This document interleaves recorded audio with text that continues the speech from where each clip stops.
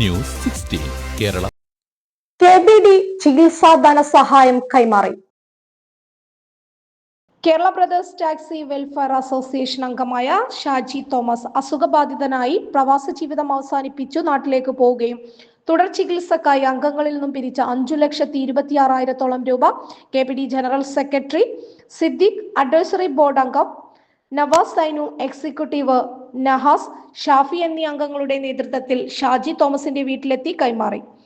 കുവൈത്തിന്റെ മണ്ണിൽ ടാക്സി മേഖലയിൽ തൊഴിലെടുക്കുന്ന KBD അംഗങ്ങളുടെ ചികിത്സാ ധനസഹായവും മരണാന്തര കുടുംബ സഹായ ഫണ്ടുകളും ഉൾപ്പെടെ ഏകദേശം 86.5 ലക്ഷത്തോളം രൂപ ധനസഹായമായി സംഘടനയ്ക്ക് നൽകാൻ സാധിച്ചതിലും അതിനുവേണ്ടി സാമ്പത്തിക സഹായങ്ങൾ നൽകുന്ന അംഗങ്ങൾക്ക് നന്ദിയും അറിയിച്ചു. Report Ummer AC, Kuwait.